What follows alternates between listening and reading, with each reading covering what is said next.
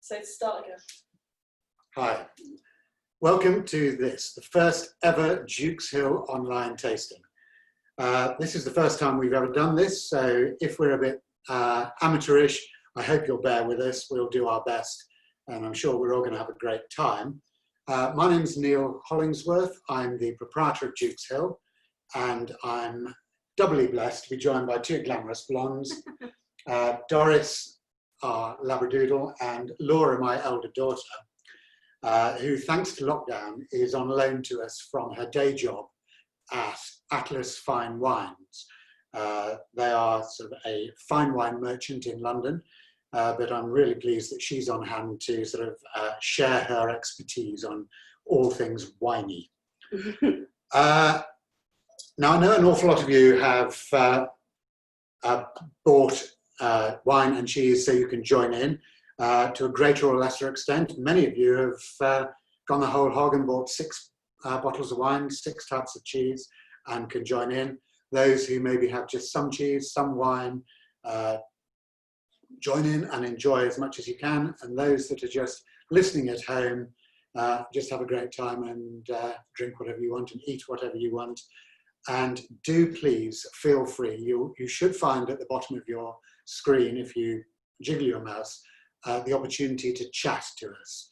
Now, I can't guarantee we'll answer every question, but if you leave messages on the chat forum, we will do our best to sort of answer questions on the fly at the end. We'll play it by ear slightly. But I think the important thing really is to, with no further ado, to start actually enjoying ourselves with the main thing. So. Absolutely, yes. So if everyone wants to grab, those who have it, the sparkling Soma is the wine that we're going to be starting with. So I'll open this hopefully without taking the dog's eye out. Always a fun way to start though, with some fizz. And if anybody wants to get cutting, we're going to be going with the Baron Bigod cheese to start with. Right, can you pass a glass? Sure, yes, thank you. Right, so charge your glasses. And this is a sparkling Saumur that we have here. So from the Loire Valley in northwestern France. It is made in the same way as champagne, so quite a labour-intensive way of being made. It's double fermented in the bottle. But it's very similar. It's a northern region. It's called, the main difference is the grape. So whereas champagne is Chardonnay, Pinot Noir usually. This is Chenin Blanc, a grape that's well, native to the Loire. High acidity.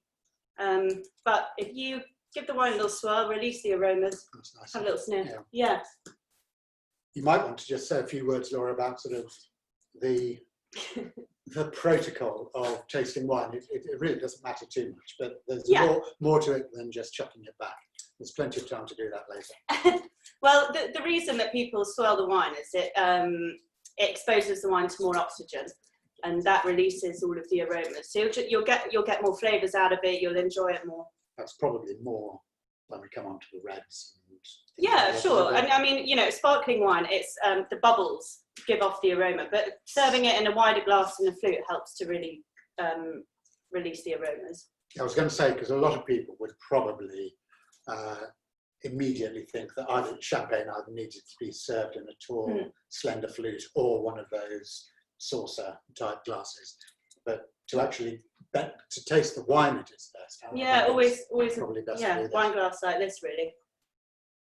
I mean, the other two look great, and having it in a flute helps with the bubble retention. But yeah, well, that's really delicious, isn't it?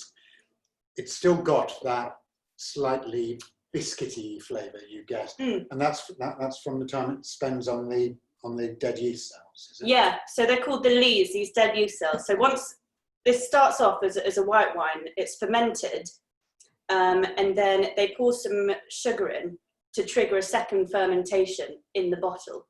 And when that's happening, the dead yeast cells from the first fermentations are sat there and impart flavour. And it's all those slightly creamier, biscuity flavours that you get in some champagnes and in Saumur and some Crémence as well. But it just adds this sort of layer of complexity. Yeah. And works really well with this sort of freshness. Now, of course, tonight is a wine and cheese tasting. So what we've attempted to do is come up with a few pairings. There's no rights or wrongs with any of this, but we've decided to select a few cheeses that we think might go well with the wines that we're tasting. Now, the first one we're going to go with is this Baron Bigod. This is one of my favourite cheeses, actually. It's made by a couple called Jonathan and Dulcie Crickmore down in Suffolk. They live in Bungay at Fen Farm. Now, the thing that they did, which I think was really interesting, was decide effectively to make a French Brie de Meaux. I realise you've got the full attention of the dog here. Just focus, yeah. It's It's a Brie de Meaux style cheese, and they really have gone the whole hog. They went so far as to go to France and buy the cows from France. I don't know whether there are any Archer's aficionados watching, but you may be aware that Helen Archer recently invested also in a French herd of Montbéliard cows. Now, the type of cow actually does matter when you're cheese making, and Montbéliard, one of the things that they do is to Can I start eating? Because I'm really hungry. do. I'm sorry, I've just realised we haven't got the chat allowed. So the Montbéliard milk is very high in protein, and it's quite often the ratio of fat to protein in milk that gives certain characteristics to the cheese. There's a lot more that goes on besides, and we'll have plenty of time to talk about that. Let's just try some. It's so creamy. It's so nice. I think when the cheese is as creamy as this and not so strong flavoured, I mean, it's got a lovely flavour, those kind of vegetally notes, but I think a red wine would overpower this. And having something that's really crisp.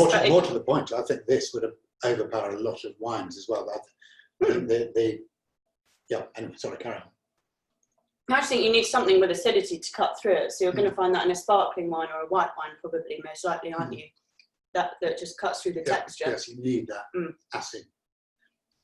acid in a nice way. That it sounds unpleasant, but wine, cheese, all these things are a balance of things. I mean, acid in food and in drink, I think, is vital. I mean, I wouldn't dream of drinking a gin and tonic without a bit of citrus in it, for instance. It doesn't have to overpower, but it really does make things more interesting to eat and drink. We've got Doris a little bit of cheap cheese. Oh, there you go. Just to keep her happy. That's a bit of leftover lunch. Well done, Doris. Barbara Woodhouse would not approve, Doris, but you don't know who Barbara Woodhouse is. No, but that's one for later, maybe. I love that as a pairing, though. I love that cheese.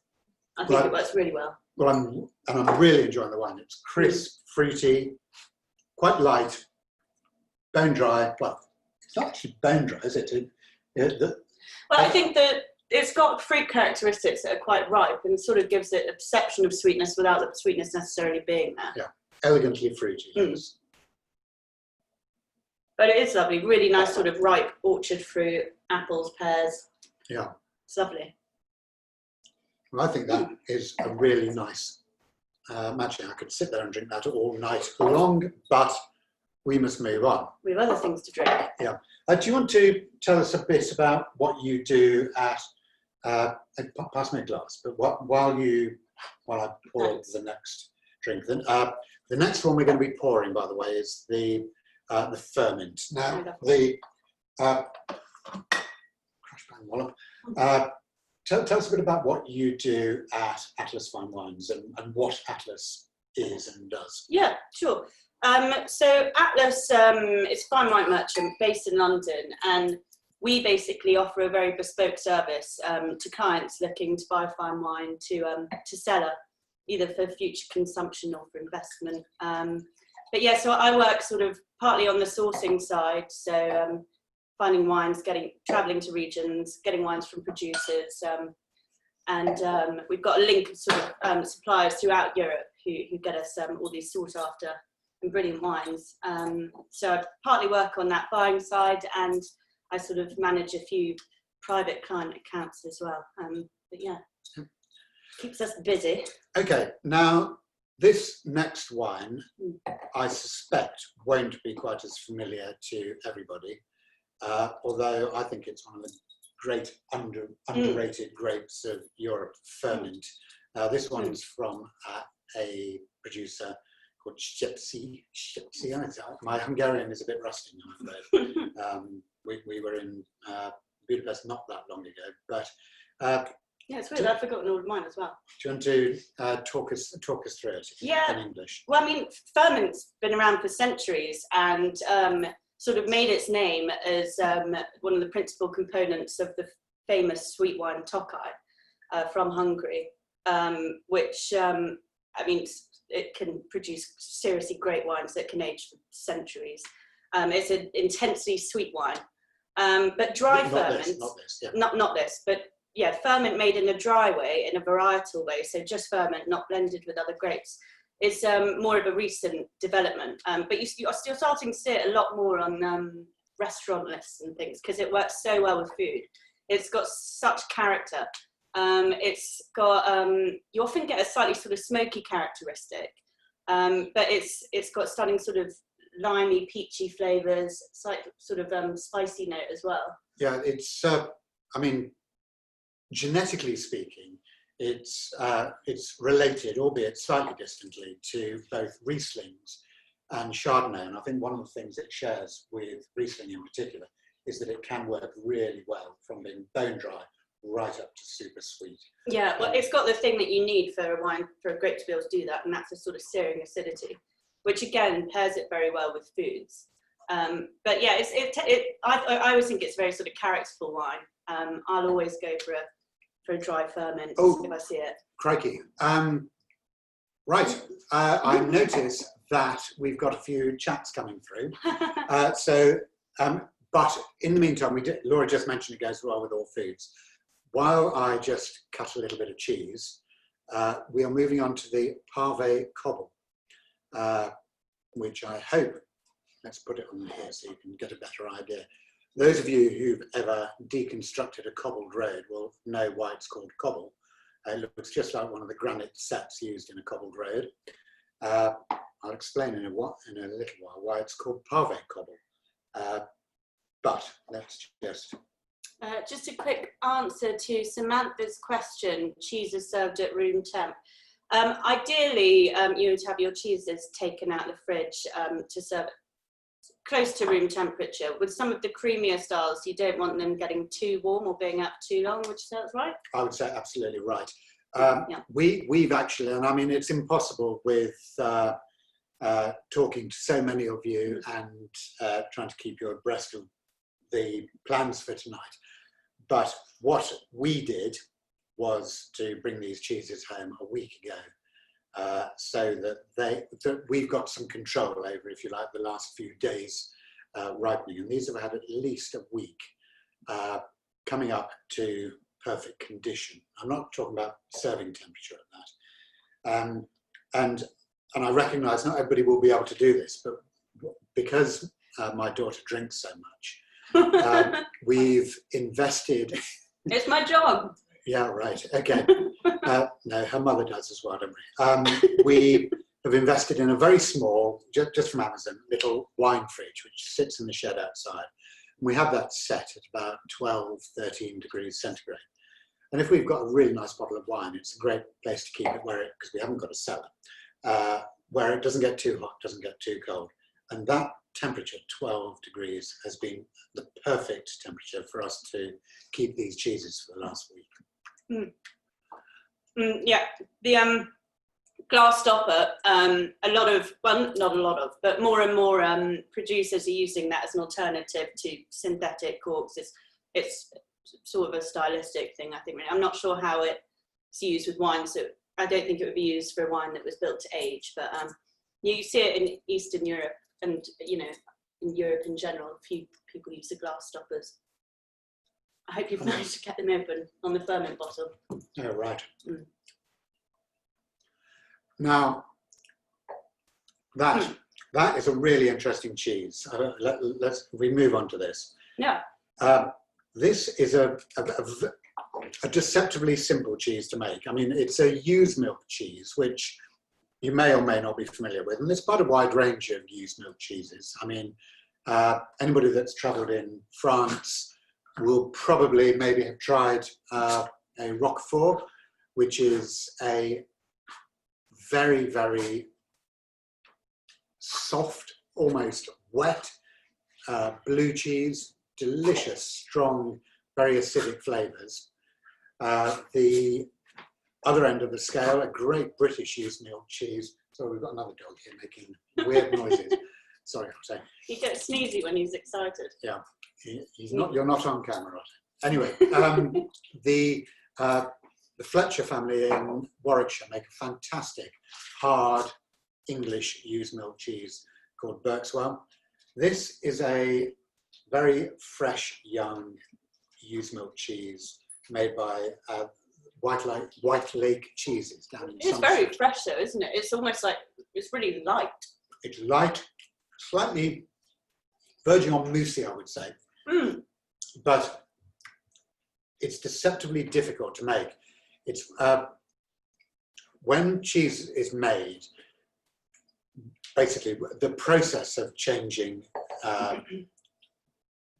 milk into cheese involves, first of all, separating the curds and whey, and then those curds which go on to make the cheese, you either need to, well, you both need to reduce the pH, which is done by allowing fermentation to occur with lactic acid bacteria. And also you're trying to remove moisture from the curds. Now, some cheeses, the tendency is to leave the moisture in the cheese and concentrate very heavily on the lactic fermentation side. And that's what you're seeing here. You see it in a lot of fresh young goat's cheeses, also some cow's milk cheeses as well, where you get that very fresh, lactic, they're quite often quite light coloured, eaten very young. At the absolute other end of the scale, we're going to talk about Comté later. That is where the fermentation is really slow, but the moisture is removed from the curds as quickly as possible. And you really couldn't get two more distinctly different styles of cheese. And that's, I think, what's so fascinating about cheese, is that really the raw material of all of them is simple milk. And from that, different bacteria, different yeasts, molds, and processing methods can give you such a huge gamut of different flavours, textures, and overall style. I think that's why it works so well with wine though, not only the flavour side of it, but also the story behind it all. And the more that you taste and you realise that the variety that can be had, and the kind of heights to which people can go that really know what they're doing, you know, you can become so involved in it. Did Doris just eat my piece of cheese? I may have fed it to her. Oh, right. And also we have a very important question. What's the second dog called, please? So this, I'm assuming this is the first dog. This is Doris, for anyone that missed it. The second dog is Otto, and he's slightly more camera shy. He may make an appearance later. More likely to hear him than see him. Otto is complex and has issues, but if he chooses to join us, that would be great. Doris is very simple. Her wiring is basic, and she will just sit there and stare at cheese all night. Bit like you all. Stare at us all night, not basic and simple. Yeah, of course. Okay. We've said this is a very young cheese, but actually there's still a bit of almost gaminess there, I think, which you tend to get that with ewe's milk and goat's milk cheeses. There is a slight sort of more complexity of flavour there. Or maybe it's just unfamiliarity of flavour. I mentioned, by the way, the name Pave Cobble. The maker of this cheese at White Lake Cheeses is clearly a very keen cyclist, and the cheese was named after a very famous, named after the cobbles which are faced by cyclists in the sort of early season races before the Tour de France and all that. One of the biggest events is the Paris-Roubaix, which starts in Paris, goes up to Belgium. And about 100 kilometres of this race, all in one day, is over punishingly lumpy cobblestones, which look just like this. And you wouldn't catch me cycling along there anyway, that's for sure. Okay, I think that's probably enough on the pave cobble and the ferment. Leave that there. The next cheese we're going to move on to, I'm going to wash that away because it was so delicious. All right.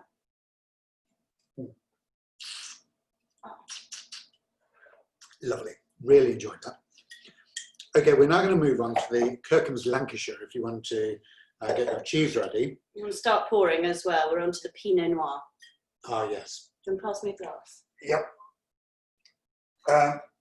Yes, it's not at all compulsory. We've chosen a different style of glass for our red wines.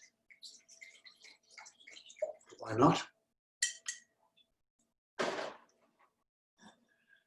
Hilary says she is enjoying the pave cobble. It's like eating cheesecake.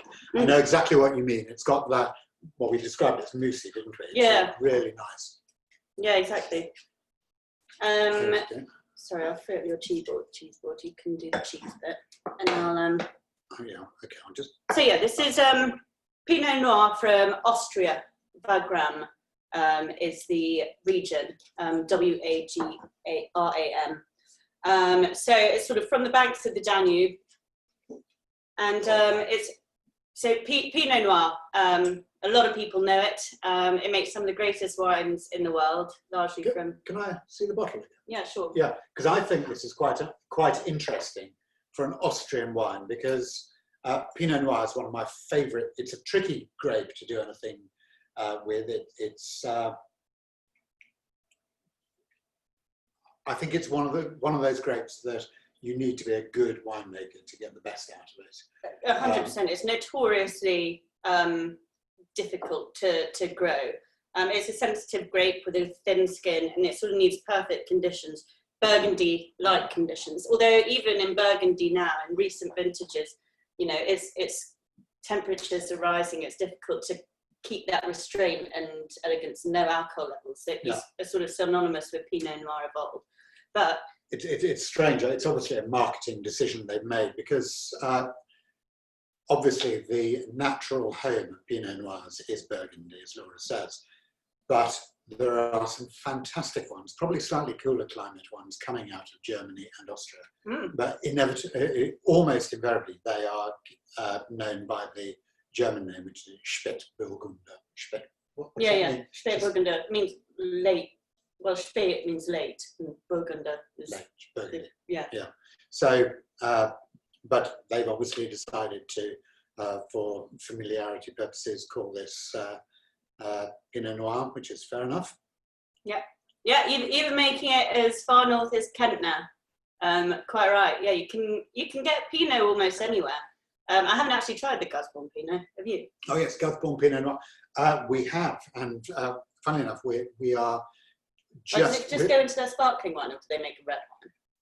I think they make a red. Obviously, that Gusbourne make a Champenoise Brut sparkling wine, and that has got the full gamut of Pinot Meunier, Pinot Noir, and Chardonnay in it. But if they're growing Pinot Noir, why not make a full-blooded red as well? Anyway, I should mention the cheese we've chosen to go with this, which is, I must say, one of my favourite of the English territorial cheeses. It's a Lancashire cheese, and I'm tempted to say it is the Lancashire cheese. Literally a few decades ago, there were over 200 farmhouse cheeses being made in Lancashire, Lancashire cheeses being made in Lancashire. Now, in terms of raw milk, genuine artisan cheeses, there's one. It's been made by a chap called Graham Kirkham, who is, I think, an absolute master at this cheese. And let's just cut it. We'll talk a little bit about it. Yeah, whilst you're cutting, Vanessa, Liz, and Wendy, I've faith that you'll catch up. Don't you worry. You're only a couple bottles behind, so keep going. Well done, Liz and Wendy. Yes, yeah. Honestly, we haven't. You don't have to finish every bottle before moving on to the next one.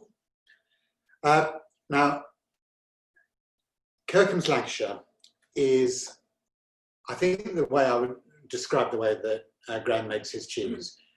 The one word that probably exemplifies it is it's gentle. I mentioned a little bit earlier about how one is, you need to separate the curds and whey, which is done using rennet. And then you need to acidify the curds, which is done using a starter culture, which will... It's very good. You had it. I don't think you'd like this one. A starter culture which acidifies the cheese, and then cutting the curds and letting the liquid out, which concentrates the cheese. Now, what makes Graham's cheese so spectacular, I think, is the fact that he uses hardly any rennet, he uses hardly any starter culture, and he lets things happen at such a gentle pace. In fact, it's a very unusual cheese in the sense that he takes the milk from 2 days' milkings to make a batch of cheese. And then he just lets it all take its time so gently. And the curds that form are soft, pillowy, soft curds. And they are so difficult to handle, but they're hand ladled so carefully into the molds. Everything happens very gently. And what you end up with is this texture, which is unlike a lot of, if you went to a supermarket and bought a generic Lancashire cheese, it often has a real, very dry, crumbly. Harder, yeah. Well, it's not so much harder, it's crumbly. Crumbly, yeah. It falls apart, it's very friable. Whereas It's just sort of creamy. it's creamy, yielding. Do you know what? I think it's so good with this because structurally it's harder than the cheeses we've had, and I would always have said that it kind of, when you get harder cheese, that structure, and you often find they're a bit more salty, work quite well with robust reds. But I think because this is a bit milder and creamier, whilst also having that kind of like intense sort of, it's got that nice sort of like buttery saltiness, but I think the sort of restraint and elegance of a Pinot Noir, a cool climate Pinot Noir, that it's perfectly in balance. Well, this is mild, it's creamy, and Graham Kirkham, he could almost have trademarked the description, but I can't remember when he said this, but it's now wheeled out as his stock phrase. The cheese is described as having a buttery crumble. Now, there's a few things less crumbly than butter, but a buttery crumble, I think, really does. This might be the term might exist, but specifically for this cheese. Yeah. That's now, good. this, the chap that makes this wine, by the way, he's a fourth generation winemaker. He trained in Burgundy, which I must say, when you stick your nose in there, you are transported more to Burgundy than your typical Austro-German flavours. Yeah, and I think what can often happen in I think can happen in Burgundy as well, but Burgundy imitators, I think sometimes Pinot Noir is such a delicate grape, and the flavour profile and the aromas are all quite delicate and need to be handled with care. You can often find slightly over-oaked examples where it's quite a sort of woody nose, and all of the really subtle sort of strawberry, raspberry, slight mushroomy, really soft spice, all those little nuances are slightly lost. But this has been made really, really well. Yeah, I would say this was more sort of, I mean, people often say sort of cassis, don't they, with Pinot Noir, but I would say it was more cherry, if anything. And my father will hate me for saying this because he hates pretentious wine descriptions. He thinks it should either taste of grapes or wine. But you get that sort of cedary cigar box type thing. So it's a lovely wine. Yeah, I know what you mean. You get slightly sort of smokiness, yeah. Just we got a couple of questions. One on the 2 days milking. What's the effect of that? I wouldn't profess to be the sort of the fount of all knowledge on that, but I know that the origins of the 2 day milking were quite simply that with a small herd there mightn't be enough milk available on day one. So you would milk the cows, you would hold the milk back, and bear in mind that once you've held the milk back, so there's some natural fermentation and things are going to start to happen then with the natural flora available in the milk. And then the second day is added onto it. And it just means, it's a bit like, there are so many things I think that if you take a little bit of the day before and add it to today's, and the trendy one at the moment, of course, is sourdough, where you have a culture that's going for hundreds of years, if necessary, and taking a little bit of that and seeding today's production with it gives you a flora and a depth and intensity that is sort of just works better. But I suspect that in more prosaic terms that the reason for 2 days milking is that it started with the fact that there wasn't enough milk to justify making cheese every day. So, and how do you get a 14% Pinot Noir from a cool climate? It's a good question. I mean, degrees of alcohol are going up everywhere because of the tiny changes. The global warming, you really see it in winemaking. It's there's been a huge effect on alcohol levels all across the world. But obviously, for anybody that isn't familiar with it, what it boils down to is the sugar content of the grape at the start, isn't it? Yeah, exactly. So the higher the sort of sugar weight in the grape, the higher the alcohol potential. So with Austria, where we are in Austria here, we're on steep slopes and we're continental. So we're not near any very large mediating bodies of water. So what that means is you get very cold winters and very, very warm summers. So if these grapes are planted on slopes facing south or southeast, they can still gain full ripeness and more, despite it being in a cool region. So that's how you can get to these highish alcohol levels. But I think you don't get any sort of heat sensation. It's very well balanced. Sometimes with lighter wine styles at higher alcohol levels. I hadn't checked out. Sorry to interrupt. I hadn't checked out the alcohol content, and I'm quite surprised. It doesn't taste like a real hefty wine. I mean, it's got the sort of lightness of Pinot Noir without being light, but it's really, I think it's lovely wine. Anyway, it's great, yeah. Going back on the back to the cheese, Darren has said that the Lancashire cheese tastes like a mild blue cheese. Well, I hope that's a compliment, Darren, that, and the sign that you're enjoying it. That however you characterise it, I hope you're enjoying it. Now we're moving on. The next one that we're going for is. You pour for me. I'll do some pouring. I'll do some cheesing. Sorry. I'll cheese and you pour. Yeah. Okay. I'm just going to slice it anyway. And we're going over the pond now to sunny California.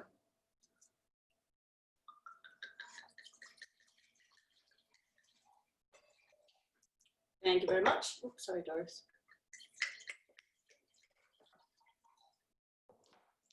Now this wine, the Introvert, I'm not actually sure why they've called it the Introvert, but this is from the Napa Valley in California.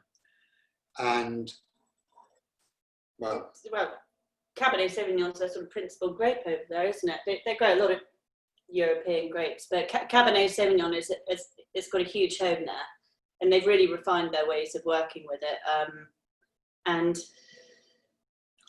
yeah, I don't know much about where this is. It's just aged in Napa Valley, isn't it? It's aged in a bit of French oak, so you get those slightly sort of. The main fermentation takes place in stainless steel. It's fermented in stainless steel, and then yeah. it just spends a few months in French oak, Yeah. doesn't it? Yeah. But what you can expect from Napa, it's a lovely, warm, sunny climate. You know, you get rich, ripe, full-bodied Cabernet Sauvignons, and I mean, how strong is this out of interest? probably stronger. No, it's 13 and a half. Oh. Yeah, talk us through the legs. We don't really talk about legs all that much, to be honest with you. No, but people do say, don't they, that if you the drizzle down the glass is a sign of a stronger one. I was just looking to see whether you do. I mean, not this is particularly alcoholic, but Well, I is don't that a bit know. of an old wives' tale? I think it's a woolly science, that. Woolly science. Yeah. I like that. Yeah. I'm good. But this is lovely, and you get this. You get hints of oak. It's not overpowering at all, but you get this lovely sort of creaminess of texture, and this slight sort of toasty spice on the back palate. There's nothing overtly oaky, like, you know, big vanilla flavors. There's nothing like that. It's all quite subtle and well integrated. It's had a big day. Yeah, I've not actually tasted this yet, but I mean, on the nose, there are some flowers there, violet. I Yeah, think. you get the thing.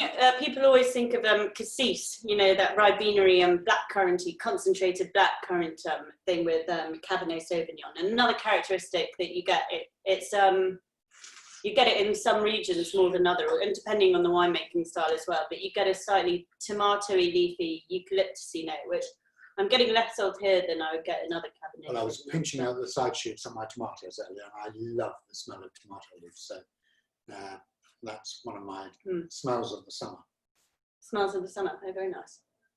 I think this is a riper style though. It's like black cherries, it's plums, it's cassis.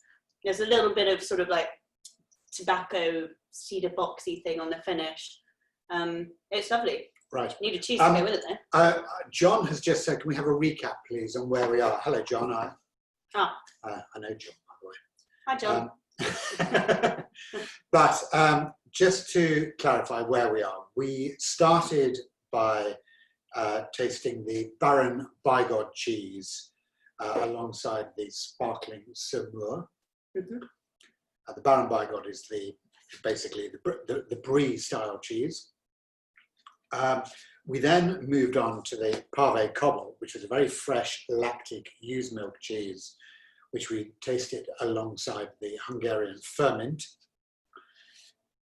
We then went on to the delicious buttery crumble of a Kirkham's Lancashire, tasted alongside a Wagram Pinot Noir from Austria. And we've just moved on, just poured ourselves, and we're just starting to talk nonsense about the So you're going to get worse. the introvert Cabernet Sauvignon from the Napa Valley in California, which we are going to taste with a delicious slice of Conte, one of my favourite cheeses. I was about to say it's my favourite. I think if push came to shove, it would be my favourite cheese. Anybody that's spent any time on the Dukeshill website will see that we are almost exclusively, I was going to say Anglophile, but British at least, in our taste on cheese. But there's something about a Conte that I think is just, it hasn't been matched by anything in the UK. It's a very close cousin to its relation over the border in Switzerland, Gruyere. But Conte is made to the most exacting standards. It's one of the original AOC, which is more Appellation d'Origine Contrôlée, sort of jurisdictions in France. So it only comes from one small region, Franche-Comté. And the rules about how the cheese is made, it's made entirely from milk. We talked earlier about, with the Baron Bigod, the Crickmores imported a herd of Montbéliard cows. They are so highly regarded in France for cheese making, but Conte, there's no ifs, no buts. The milk for Conte is made from Montbéliard cows. It's just so nutty, aromatic, fruity. It's just that like intense nuttiness, isn't it? And I feel like when you eat Conte, when you eat a nice Conte, you finish the mouthful, but it just sort of lingers on your palate in a nice way for ages. It's very persistent, isn't it? The flavours. I mentioned earlier when we were talking about the Pave cobble that the manufacturing style of a Pave cobble is to introduce the starter culture, and you start to get the lactic acid bacteria working, creating those fresh lactic flavours, but the curds are left undisturbed, and therefore there's a lot more residual moisture, hence it's eaten more as a fresher cheese. Comté couldn't be more different. The fermentation is painfully slow with that. The real aim when they're making Comté is to extracting moisture, water from the curds. And one of the things that they do is to actually heat the curds up, having separated the curds and we're using rennet. They heat it gently, and that speeds up the rate at which the water leaches out. And that's what gives it this delicious, close texture. And there's no way you'd describe it as rubbery, but you know what I mean? It's got that, it's just got that dense. It's not crumbly, is it? No, you can bend it before it snaps. Now you try doing that with a piece of Wensleydale, and it'll snap as soon as you look at it. And this is the thing that fascinates me endlessly about cheese, is the difference in styles you can get from such subtle changes to what essentially is the same process on all of them. Can I just ask a question here? Because I know that you can, cheeses come in different stages of maturity, but I feel like with Comté in particular, when you go to the shop or something, they have, 12-month-old age Comté, 18-month Comté. What's the sort of difference? Does it become does it lose moisture and become more intense in flavour? Or it will lose a bit of moisture. I mean, a Comté cheese, just to give you an idea of how they're made into thumping big wheels. They're 28 inches in diameter. They weigh, I think it's 110 pounds for every wheel. And to put that into perspective, it takes 450 litres of milk to make a wheel of Comté. And the cheese producer will make these, and then he will send them off to one of the, there isn't even an English translation, but the word is the affineur, the guy that matures and ages the cheeses.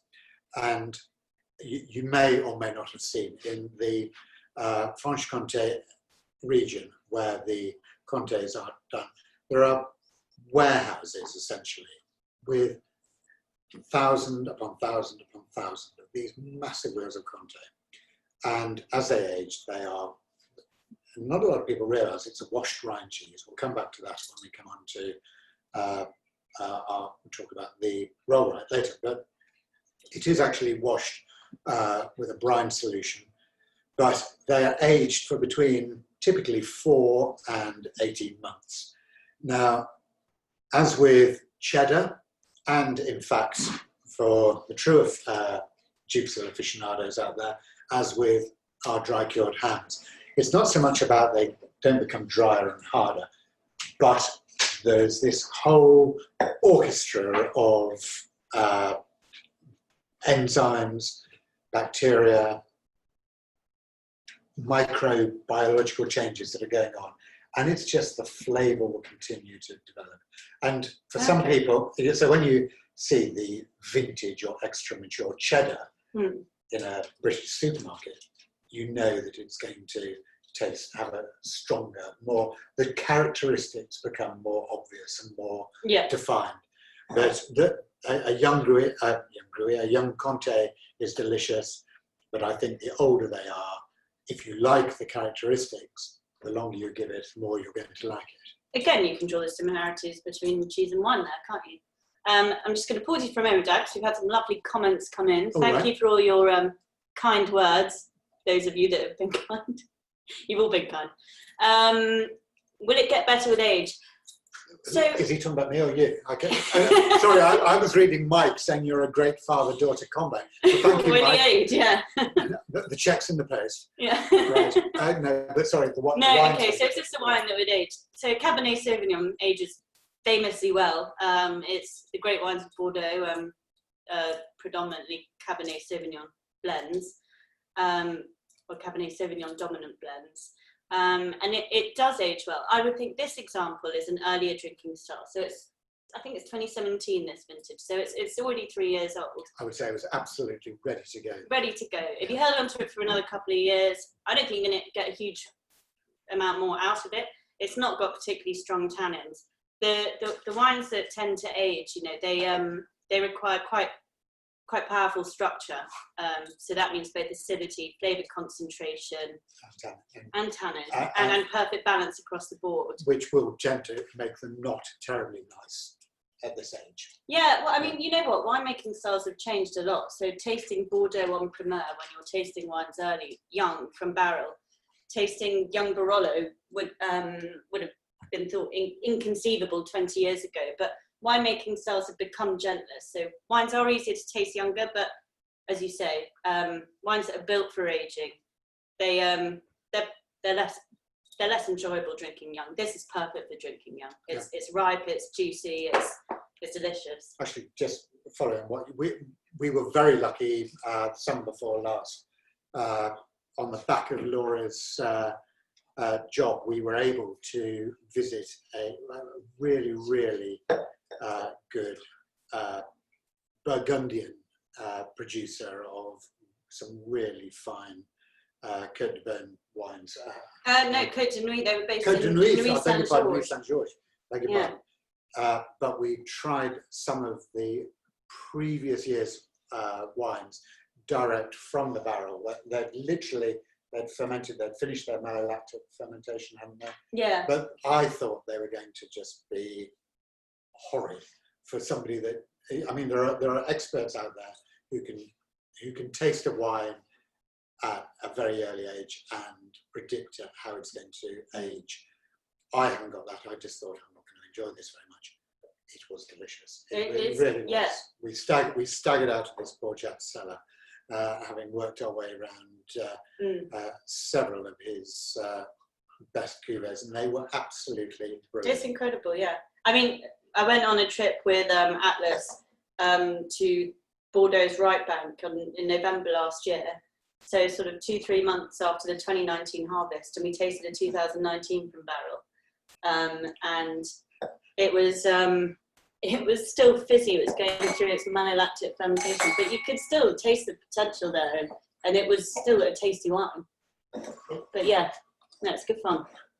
Not an opportunity you get every day though. Right, we're moving on to our penultimate pairing. Which one are we doing first? Now, I have an apology to make. We had an issue, I think the economic phrase is supply and demand. Our intention had been to offer a Gewürztraminer to go with the roll-right cheese, and for many of you, when you ordered, you will have ordered Gewürztraminer Crit. Crit is going on the right. Right. However, due to a supply issue, we were unable to supply Crit to everybody. So a lot of people, I think most of you, will have actually I've got received, it here. oh, you've got it there, there we go, will have received, dare I say, a small upgrade, a Grand Cru Eichberg. Don't say that. It's not an upgrade. They are both fantastic examples of the grape. And we're in the fortunate position of being able to compare and contrast. You mere mortals are going to have to just enjoy what you've got, but we will talk you through both of them. But what we've decided to pair this with is, and I think I've used this phrase before, one of my favourite cheeses. Can you move the content? I've got a dog on me. Move the content out. Just whilst Dad's doing the cheese, do you think this cheese would cook or melt well? I believe that was asked by Vanessa when we were doing Conte. I was going to actually mention as we were doing it, Comté is one of my favourite cheeses, and if I had to pick one cheese to eat for the rest of my life, I would pick it because it melts so well as well. So use it in a toasty or on pastas, it's brilliant. It will go. I mean, in Switzerland they wouldn't, but in France they would put it into a fondue. It's just got that lovely melting quality where you get the lovely strings of cheese as it melts. It's fantastic for that, yes. In fact, for breakfast this morning, you may be interested to know, I had an omelette with some melted Comté in the middle. Oh, brilliant. And also, we're doing okay, but the dog is the star of the show. Doris is a cheese aficionado. She takes her job very seriously. She's a very good girl. She likes cuddles. And she sends her best to you, Mark. Otto. Otto. He's not playing ball. Come here. No. Okay, now, before we move on to the cheese, I'm just going to cut it. I'm not sure how I'm going to do this. Oh, we're running out of space. No, can you pop it? Yeah, sorry, I'm not very good at this. I need staff. There we go. Here we come on to the roll-up cheese. That's a cheese that for me is particularly close to home, literally. Home for us is Oxford, and this is one of our local cheeses made by a chap called David Jowett, who is a great friend to Dukeshill. In fact, my journey to work on a Monday morning invariably involves going via the dairy to pick up the cheese on the way in. That's so yummy. Which is good, isn't it? Yeah. Let's first of all, before we get beyond the point of knowing which is which, should we start with crit? Yeah, well, I mean, they're both Alsatian Gewürztraminers, aren't they? Yeah. So Gewürztraminer, and why I thought they are very similar, actually, aren't they are similar. I mean, Gewürztraminers just got such identifiable characteristics about it. So this is from Alsace.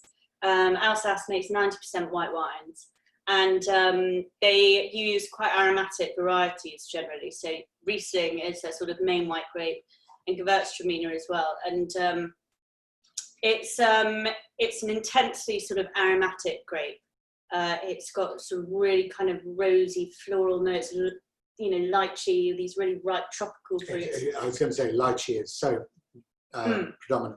I think I'm not alone in thinking that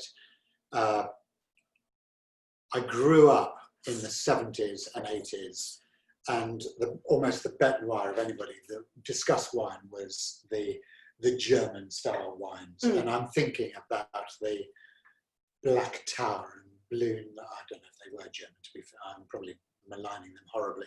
But these sickly sweet, mass-produced, really characterless wines that seem to cater for, I don't know how I'd describe it, but anyway, there was a particular taste for it at the time.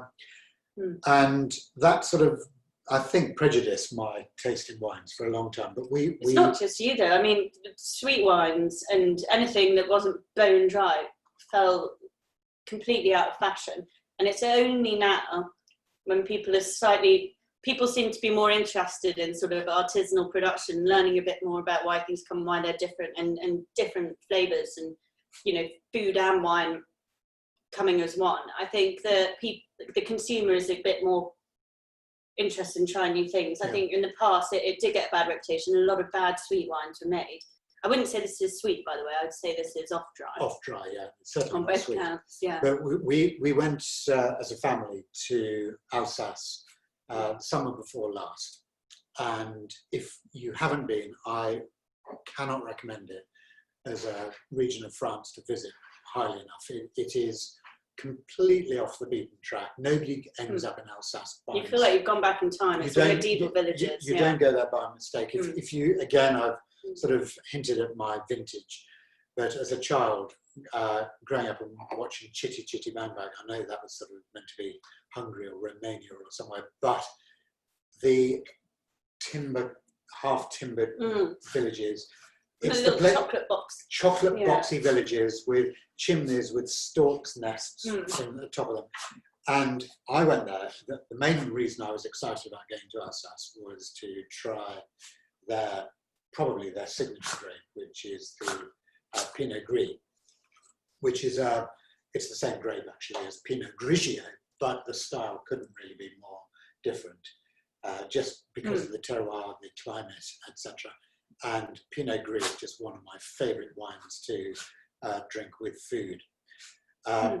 Again, but- can be made in an off-dry style as well. Yeah, and but going some around one or two of the vineyards and tasting Pinot Gris and then tasting the Gewürztraminer. It was very spoiling. Oh, It was, but what I particularly liked that became a sort of a match made in heaven in Alsace was the local Gewürztraminer wine with the local Munster cheese.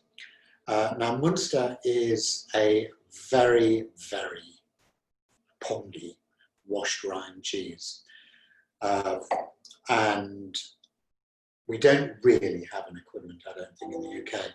But when we were looking for pairings, I thought it'd be really interesting to try it alongside this rollright, which again is a washed rind cheese. Let's just.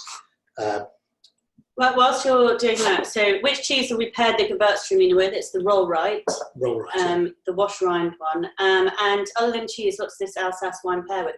So the sweetness of the fruit and the off-dryness of it would pair it really well with mildly spicy food. So you could have it with sort of Asian cuisine. Nothing too hot, because anything too hot with wine, the alcohol is just going to really exacerbate the perception of the heat. But anything mildly spicy, a tiny bit of sweetness works really well with it. Yeah, That's why sort of Vino Verde and Riesling Riesling goes really well. work really well. So they work well with that. Also, when if you're trying to match wine with sweet things, you want to sort of match sweetness for sweetness. So you wouldn't drink this with a treacle tart, but you might drink it with a panna cotta, something slightly less sweet, and with a bit of a tang still. But it goes with a lot of cheeses too. It would go with blue cheeses, because again, as you'll see, we've got the sweet wine. Don't spoil our final. I'm not spoiling unveiling. anything. No. Right, okay, I'll leave it at that then. It would also work with the blue cheese. Yeah, it would very well. I've just moved on to the iceberg from the crit, and this is made by the Sorg family, and it's made in a place called Egwisheim. We stayed in a little village called Riekweier. Honestly, I don't want to sound like the tourist board, but just get there. It's fantastic. The town of Colmar is a wonderful base, but all these little villages, all of which are surrounded by vineyards. It's just a beautiful part of the world. Lychees. Are you doing the crit one now? Yeah. Sorry, I started on the crit, but let me still. Just nibble of something to. They have both got that sort of slightly rosy. Nothing is like really sort of heady and floral, but it's definitely an aromatic wine. The aromas just sort of jump out of the glass, and you also get like really sort of subtle spiciness on the finish, I think, which is slightly characteristic of Gewürztraminer anyway. Laura, you're talking too much. I'm sorry. Yeah, no, I'm just conscious of the time, and we also, I think, be moving on to. Should I pour this and that or something? So I've got 3 glasses. Oh, I've got one. You've got one. You've got I know, glass left, and I've I've got a glass left. We're going to have a terrible time tonight polishing all these. I know, pour us. Yeah, pour us. Okay. Cool. So if everyone wants to get their little half bottle, their sweet wines, their Sauternes out, and get pouring. Okay, and we're going to be tasting these alongside our only blue cheese of the evening, which is Coat Hill Blue. I'm not going to say this is one of my favourite cheeses, but that's only because I've said it too many times already. But it is an absolutely spectacular. Can you just see the ooze that I've got going on there, which is thanks to keeping it at the right temperature for the last week. Oh wow. if you're buying cheese, don't buy it on the day you want it. Buy it a few days before. Look after it and it'll pay dividends. Oh my God. Mm. Oh my gosh. Now this isn't a terribly blue cheese. It is actually an absolute pig to make, and it's quite an interesting cheese. Mary and Michael Damport are dairy farmers, and they're based in Lincolnshire, but they were selling them, they're basically milking their cows and selling the milk wholesale. The price of milk has just gone down and down, and that they just needed to either get out of dairy or add value. And I'm so glad that they chose to put themselves on a cheese making course. I did one myself recently. I'm not making any, but all credit to them. 2005 they went on the cheese making course, and they decided to go for probably one of the toughest cheeses to make there is. It's soft, it's unpasteurized, and there's alarm bells ringing there already. It's so difficult to, should we say, safely make cheese that's both soft and runny and unpasteurized. The French do it all the time, but you really do need to know. I mean, any cheesemaker, that they are just, if you ask to see their pH curves, and this is basically as they acidify the cheese, they do titrations, as they call them, to see what the pH is over time.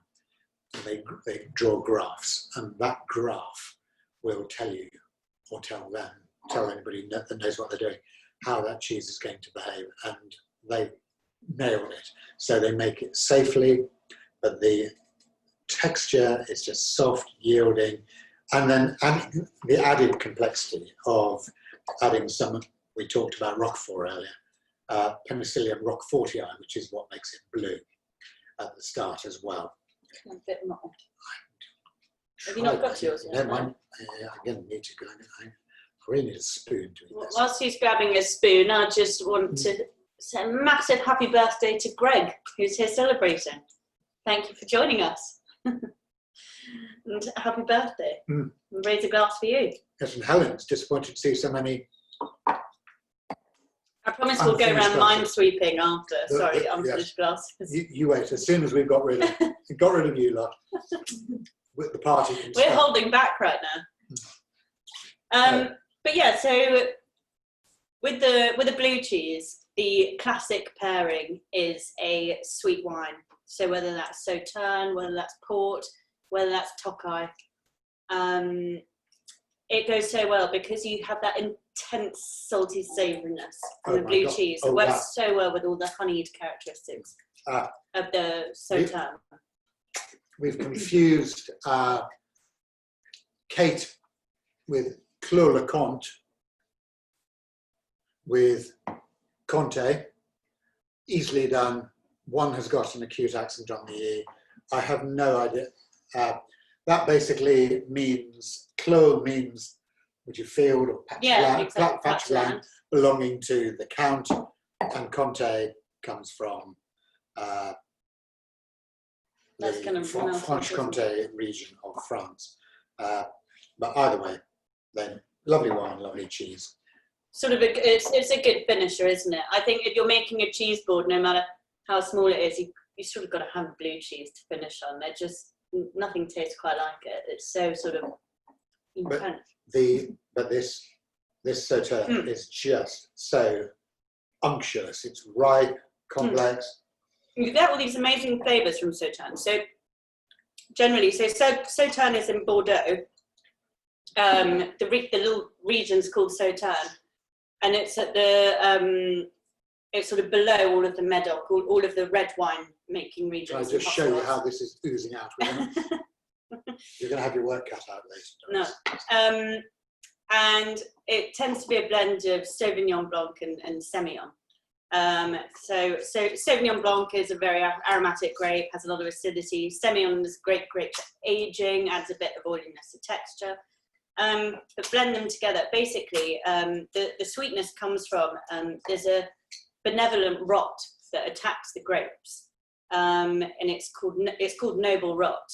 It's called botrytis, and they call it noble rot. So basically, this rot attacks the skins and breaks the skins, and so the water leaves, everything shrivels, and so absolutely everything concentrates. The phenolics, so the flavours, I the was going to sugars. say, to anybody that hasn't seen it, if you see a bunch of grapes that has been attacked by botrytis, you would take one look at it and think that's for the bin. It's an ugly mess. They shrink, shrivel, they're covered in furry mould. They really do look objectionably unpleasant, but it's the way it concentrates the sugars in. It is. Yeah. But it's an incredibly difficult thing to get right, because all of these grapes that are susceptible to noble rot, because of their thin skins, they're susceptible to other rots as well. And what you need is misty mornings and warm, dry afternoons. And every single grape has to be picked by hand to make sure that no dodgy grapes are going in. I mean, and so that's why it commands a premium. Yeah, I mean, in Sauternes, they sit there praying for those sort of early morning mists to come rolling in off the river, don't they, to really trigger this. Yeah. Early mists, cold mornings, to trigger this rot. I mean, exactly. Yeah. But I mean, the result's incredible. There's nothing quite like it. And I mean, it doesn't have to be Sauternes. Sauternes is the most famous sweet wine, but you've got incredible sweet wines in Germany and Austria made from Riesling and other grapes, Tokai as well. In Hungary, where we had a dry ferment, you can get them again. Sorry, got my mouth full. It's just so delicious. By the way, we are running short on time, but it's not too late. Honestly, I sound like somebody, I feel as though I'm sort of Chris Tarrant or somebody, but I know. A big shout out to Victoria, who is celebrating the submission today for final essays to Cambridge. Well done. Wow, that's very impressive. Congratulations. And I hope you learn more about wines and can talk more cogently about them than we can. But anyway, thank you, Alison, for that shout out. Yeah, thank you for all your notes. And we're getting mango and lychee coming through. Greatest wine and cheese tasting ever. Thank you. Who did we pay to say that? Oh yeah, that cost a fortune. Yeah, the check's in the post again. South African wines, perhaps. Big fan of South African wines. Well, Laura, did a stint out there working on a vineyard. Laura spent some time out at the Murati estate in South Africa, and she could bore for England on that. So yeah, happy to bore for another hour if people are up for it.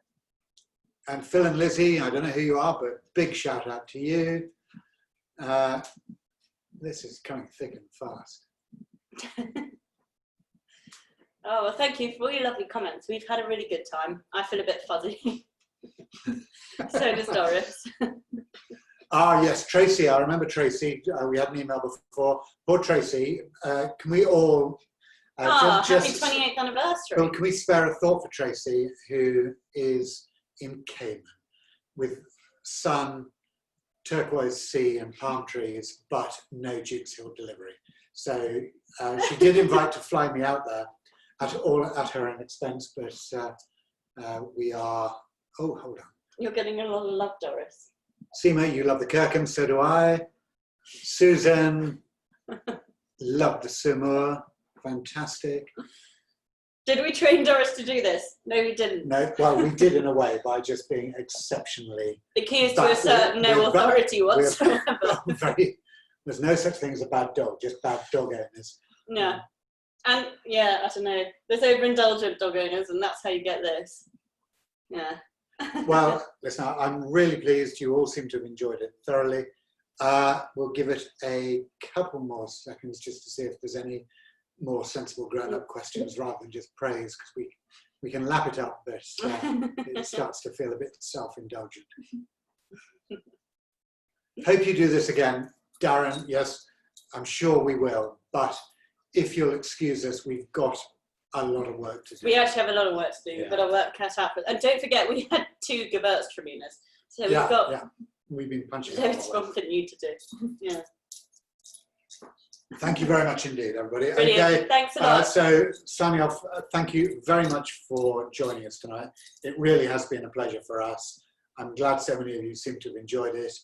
and we will now just crack on, the three of us, and tidy up the leftovers. Cheers. Thank you and good night.